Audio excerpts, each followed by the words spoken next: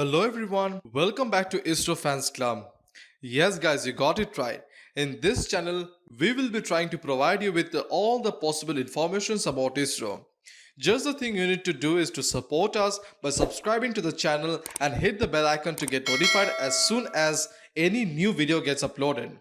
So without further delay, let us get started with today's topic, which is unlocking India's potential in private sectors.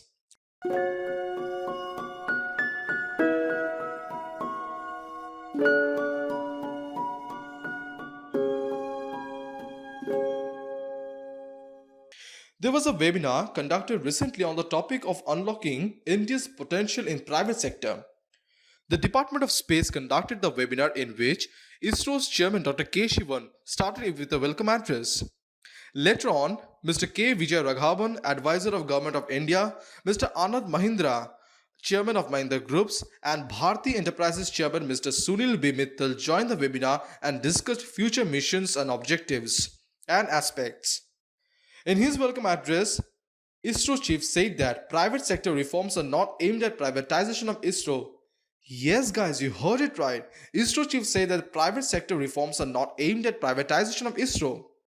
Dr. K. Shivan gives emphasis on this topic that ISRO is not going to be privatized, rather it opens up its criteria for participation of private sectors for better improvement and yield.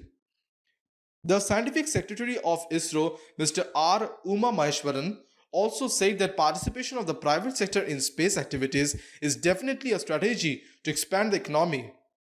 He also added some important key points by presenting briefly the working and activities of ISRO. And not only that, he also added there are certain functions carried out by the Space Department which includes number 1, design of launch vehicles, number 2, spacecraft design, and number 3 is development and also their launch activities. To carry out all such activities, various ISRO centers are being used.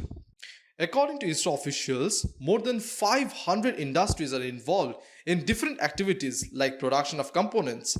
80% of launch vehicle and 60% of spacecraft budget is spent on industries. And say that the private sector is much eager now and lots of people are coming forward to make launch vehicle, satellites and provide space-based industries.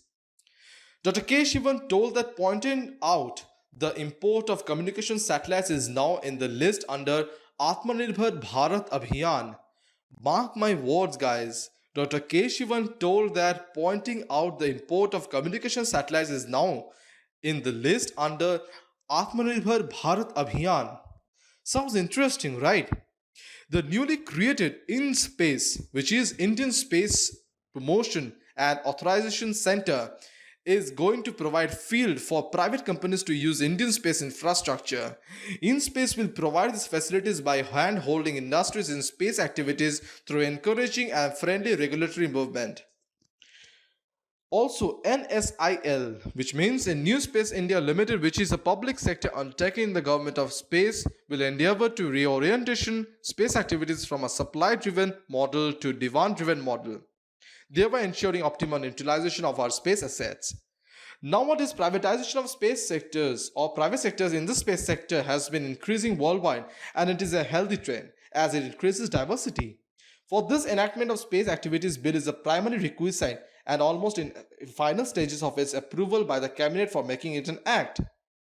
Mr. Anand Mahindra said that with this initiative of unlocking space sector, India is definitely going to become space-faring nation and will benefit immensely, and space will be the gold rush of future. Mr. Sunil B. Mittal stressed on the need for the policy in space program. He said it would be very strong security aspects and foreign policy so that industry participants know how to operate within this policy framework.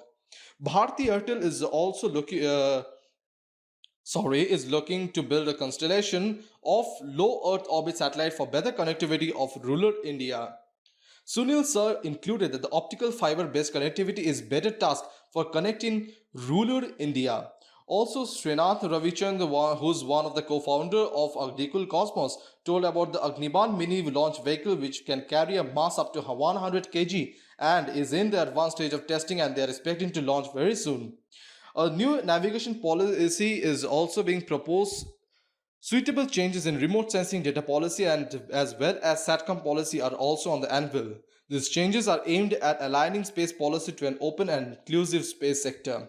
More detail on in-space mechanism and role of NSIL will be shared with stakeholders on the upcoming dates. So guys, I end my video over here, but wait, don't go anywhere. Because till this time you have been listening indirectly to the lecture of Dr. K. Shivan, Mr. Vijay Raghavan, Mr. Sunil B. Mittal and Mr. Anand Mahindra. But now it is time for me to give my lecture, right?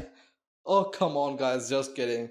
Okay, you might have understood what ISRO is up to, and I am damn sure you know that I am damn sure now that the time has come for the world to actually see what is the power of an Indian scientist, and to be more specific, what is the power of ISRO.